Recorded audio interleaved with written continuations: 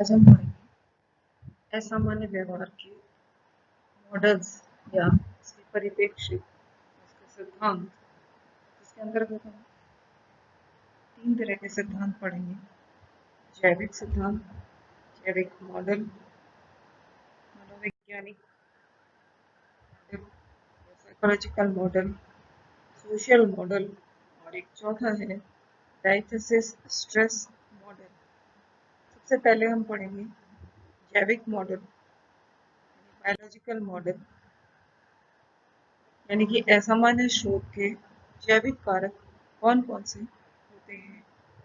सामान्य तौर पे ये देखा गया कि असामान्य व्यवहार की जैव दैहिक प्रक्रियाएं होती हैं, जिसके अंतर्गत जिनको हम मेडिकल मॉडल या रोग मॉडल भी कहते हैं। सबसे पहले हम देखते हैं कि कुछ मस्तिष्क के विकार होते हैं, यानी हमारा जो केंद्रीय तंत्रिका तंत्र है उसके अंतर्गत कुछ असामान्यताएं उत्पन्न हो जाती हैं, या तो वो जन्मजात होती हैं या उनमें कोई क्षति या कोई चोट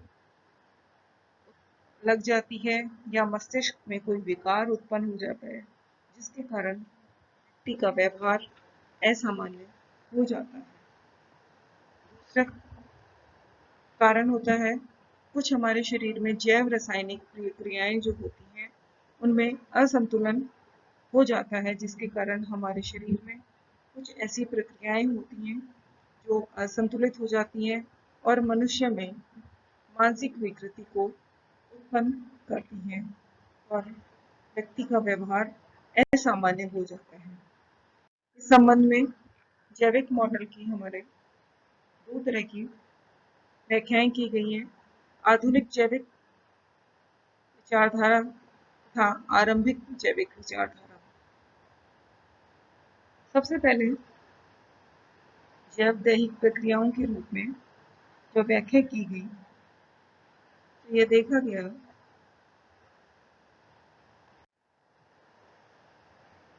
सबसे पहले ये माना गया कि जिस तरह से शरीर में रोग होता है उसी तरह हमारे मस्तिष्क में भी या जो असामान्य व्यवहार है वो भी एक तरह के शारीरिक रोग के कारण तरह ही होता है, जो हमारे मस्तिष्क में कुछ विकृति के कारण उत्पन्न होता है।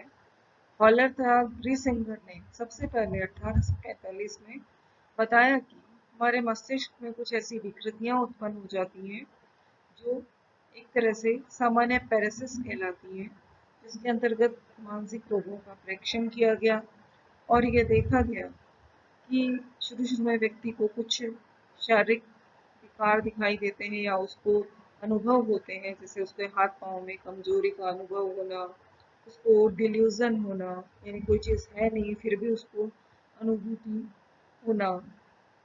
इस तरह उसको उसके व्यवहार में कुछ झक्कीपन सा आ जाना, धीरे धीरे उसको पैरालिसिस या शरीर में पक्षाघात की उपस्थिति होने लग जाती है और कुछ अनेक मानसिक विकृतियां उत्पन्न हो जाती हैं। ये आधार माने गए कि व्यक्ति का मनुष्य के मस्तिष्क में विकार होने के कारण उसको कुछ मानसिक विकृतियां हो जाती हैं। उसके बाद 1883 में क्रैपलिन ने DSM-4 में, DSM जो है वो है हमारे असामान्य व्यवहार जो है उसका एक वर्गीकरण तंत्र है, जिसको हम डायग्नोस्टिक स्टैटिस्टिकल मैनुअल कहते हैं। 4 का मतलब होता है कि उसका चौथा संस्करण है वो। उसमें बताया गया कि कुछ विशेष तरह के लक्षण होते हैं, कुछ पैटर्न होते हैं व्यक्ति के अंतर्गत जो इस प्रकार से लगातार उसके अंदर दिखाई देते हैं, इससे पता चलता है कि उसको किसी प्रकार का मानसिक रोग है और यह मानसिक रोग उससे अन्य लोगों से अलग करता है। हर एक रोग के अलग अलग लक्षण पाए जाते हैं।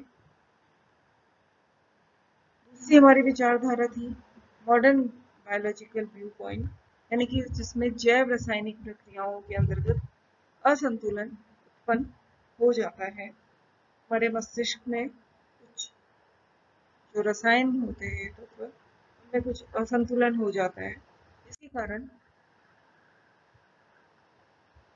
व्यक्ति में कुछ मानसिक विकृतियां उत्पन्न होती हैं। सबसे पहले इसके आधुनिक विचारधारा में 3 कारण माने गए। व्यवहार आनुवंशिक यानी बिहेवियर जेनेटिक्स, यानी कि व्यक्ति जो है उसका व्यवहार में जो भिन्नता होती है, इंडिविजुअल डिफरेंसेस होते हैं, उसका जब अध्ययन किया गया तो वो जेनेटिकली पाए गए, यानी आनुवंशिक कुछ कारण पाए गए जिनके कारण व्यक्ति का व्यवहार जो होता है अन्य दूसरे लोगों से अलग होता है। व्यक्ति का जो उसका आनुवंशिक ढांचा होता है, जो जन्मजात जीन्स होते हैं, उनको जीनोटाइप कहा जाता है। और जो व्यक्ति के संपूर्ण उसके जो अवलोकन किए जाने वाले गुण होते हैं, उनको फिनोटाइप कहा जाता है। तो जीनोटाइप और फिनोटाइप दोनों जो है हमारे, हम इस तरह से समझ सकते हैं कि असामान्य व्यवहार जो है वो एक तरह से जीनोटाइप की विकृति होती है, कि उसको आनुवंशिकी के आधार पर जो मानसिक विकृतियां मिलती हैं, एक पीढ़ी से दूसरी पीढ़ी में वो उन शील गुणों का जेनेटिकली ट्रांसमिशन होता है, यानी आनुवंशिकी अंतरण हो जाता है। यह एक तरह की जैविक प्रक्रिया है।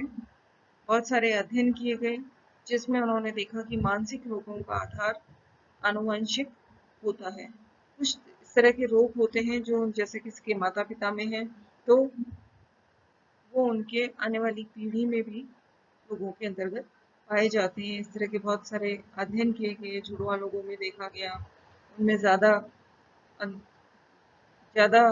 दर पाई जाती है उन मानसिक विकृतियों के होने की। जैसे मनोविदलता यानी सिजोफ्रेनिया है, वो भी हमारे बहुत ज़्यादा आनुवंशिक स्तर पर होता है। दूसरी तरह का आता है मस्तिष्क में जैव रासायनिक संतुलन।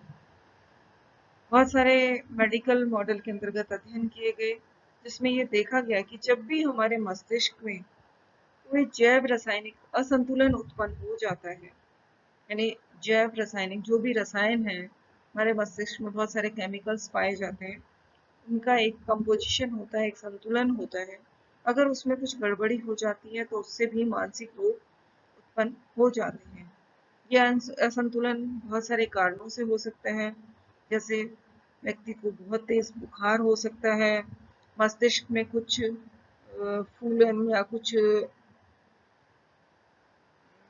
कहें कि इन्फ्लेशन हो सकता है, बहुत ज़्यादा किसी को स्ट्रेस हो सकता है, तनाव हो सकता है।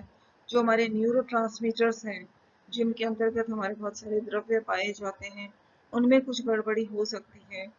तो इस तरह से जब असंतुलन हो जाता है तो मानसिक रोग हो जाते हैं। एक इस तरह का एक अध्ययन किया गया कि जैसे वो था हमारे सीजोफ्रेनिया के बारे में, कि सीजोफ्रेनिया के बारे में एक ये परिकल्पना की गई कि जिसे डोपामाइन परिकल्पना कहा जाता है।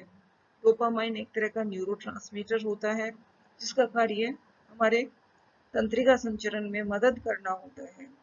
इस परिकल्पना के अनुसार क्या होता है कि मस्तिष्क में जो डोपामाइन क्रियाएं हैं वो बहुत ज़्यादा बढ़ जाती हैं, उसके कारण सीजोफ्रेनिया रोग की उत्पत्ति होती है। और बहुत सारे अध्ययनों में इस परिकल्पना को सिद्ध पाया गया। तो देखा गया कि जब मस्तिष्क में अगर डोपामाइन को हम कम कर देते हैं या उसकी क्रियाओं को अवरुद्ध कर देते हैं तो सीजोफ्रेनिया में सुधार होने लगता है या सीजोफ्रेनिया के लक्षणों में कमी पाई जाने लगती है। दूसरे हमारी है जैव दैहिक चिकित्सा। बहुत सारे इस जैविक मॉडल के अंतर्गत देखा गया कि 1930 के दशक में जैविक हस्तक्षेप किया गया, जो कि जिसके कारण व्यक्ति के मानसिक रोगों में ये जो लक्षण दिखाई देते थे उनमें कमी पाई गई। जैसे ईसीटी दी जाती है, यानी कि इलेक्ट्रोकन्वल्सिव थेरेपी, जो कि एक तरह की जैविक चिकित्सा विधि है जिसमें व्यक्ति के मस्तिष्क में एक बिजली का हल्का सा झटका दिया जाता था। इसके पश्चात देखा जाता था कि व्यक्ति सामान्य अवस्था में आ जाता है। यानी कि उन्होंने देखा कि बिजली का जो आघात है उसके लगने के पश्चात व्यक्ति के जो जैव रसायन है उनमें थोड़ा बहुत विघटन हो जाता है और थोड़ी देर बाद उनमें उचित संतुलन वापस बन जाता है, जिससे कि व्यक्ति में जो असामान्यता उत्पन्न हुई थी वो वापस सही हो जाती है।